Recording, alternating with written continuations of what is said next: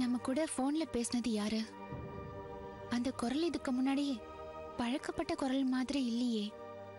Evening 5 மணிக்கு சிவன் பார்க்ல சந்திக்கணும், கட்டாயம் நம்மள வான்னு சொல்றான். அவனை பார்க்க போற விஷயத்த வீட்ல யார்கிட்டயும் சொல்லக்கூடாதுன்னு சொல்லிட்டான். எந்த விவரமும் சொல்லாதவன நாம ஏன் பார்க்க போனோம்? ஒருவேளை அவன் சொன்ன மாதிரி அவனுக்கு உண்மையிலேயே நம்ம உதவி தேவைப்பட்டிருந்து நம்ம போகலனா அவனுக்கு ஏதாவது விபரீதம் நடந்துட்டா, நாளைக்கு ஏதாவது ஒரு வகையில அவனை பத்தின உண்மை நமக்கு தெரிஞ்சா நம்ம மனசாட்சி நம்மள மன்னிக்குமா? நிச்சயம் மன்னிக்காது. அப்படின்னா மனசாட்சி பிரகாரம் அவனை போய் பார்த்து அவனை பத்தின உண்மையை தெரிஞ்சுக்கிட்டு அவனுக்கு உண்மையிலேயே நம்ம ஹெல்ப் தேவைப்பட்டுச்சுன்னா அதை செய்யறது தான் சரியா இருக்கும். என்னதான் விஷயங்கிறத நம்ம நேரடியா பார்த்து தெரிஞ்சுக்கிட்டு வருவோம்.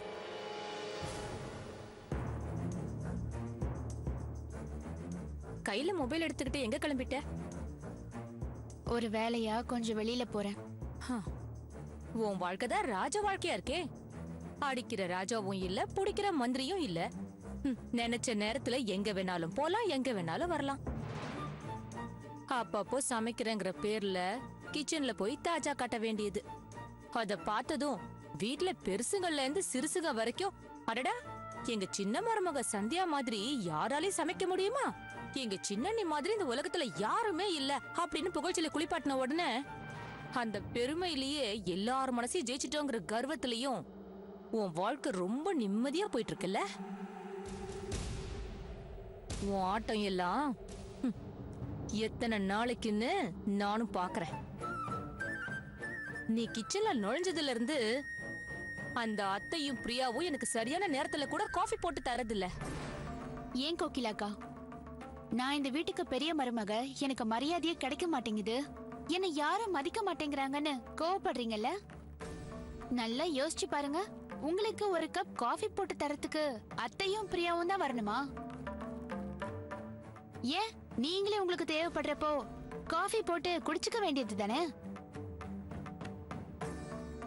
எதுக்கு அவங்க தான் பண்ணணும்னு நினைக்கிறீங்க? மத்தவங்களுக்கு நீங்க எந்த வேலையும் செய்ய வேண்டாம். இந்த வீட்ல உங்களுக்கான வேலைய நீங்களே செஞ்சு பழகுங்க. அதுக்கப்புறம் பாருங்க, உங்களுக்கு இப்படி புலம்ப வேண்டிய தேவையே இருக்காது. உங்களுக்கு ஒரு கப் காஃபி தேவைப்படுதுல, இப்போல இருந்து உங்க வேலையை நீங்களே ஆரம்பிச்சுக்கலாம். நில்லு. எனக்கே நீ புத்திமதி சொல்லிட்டு போறியா? இந்த வீட்ல இருக்கிறவங்களுக்கு வேணா நீ பெரிய ஆளா இருக்கலாம், ஆனா எப்பவுமே நீ எனக்கு கீழதான்.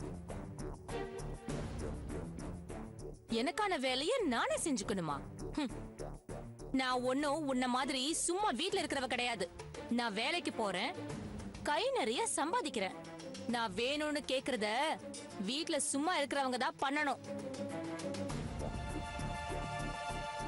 எனக்கான வேலையை நானே பண்ணிக்கிறதுக்கு நான் என்ன தனி கொடுத்தனமா பண்றேன்? ஒன்னா இருந்து சம்பாதிக்கிற பணத்தை எல்லாம் இந்த குடும்பத்துல தானே கொண்டு வந்து கொட்டுறேன். சொல்ல போனா நீயும் சேர்ந்துதான் எனக்கு வேலை செய்யணும். அத முதல்ல மனசுல வச்சுக்க. காஃபிய நானே போட்டு குடிக்கணும் இல்ல? என் கெட்ட நேரம் இந்த வீட்டுக்கு நான் மருமகளா வந்ததுதான்.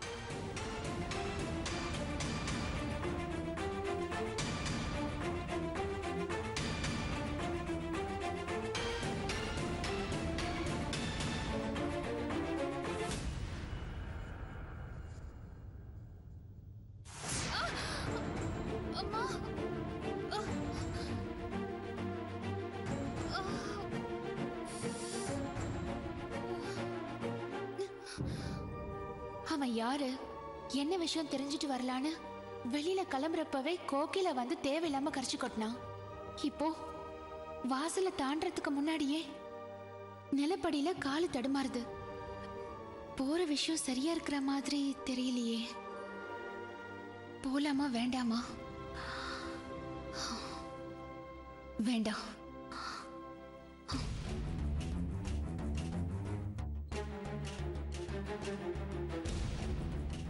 கோகிலாக்கா, இப்போ உங்களுக்கு காஃபி தானே வேணும்? நான் போட்டு எடுத்துட்டு வரேன்.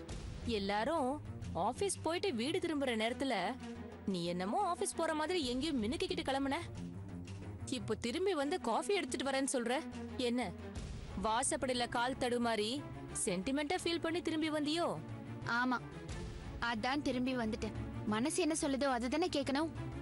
நீங்க ரெஃப்ரெஷ் பண்ணிக்கோங்க, நான் காஃபி எடுத்துட்டு வரேன்.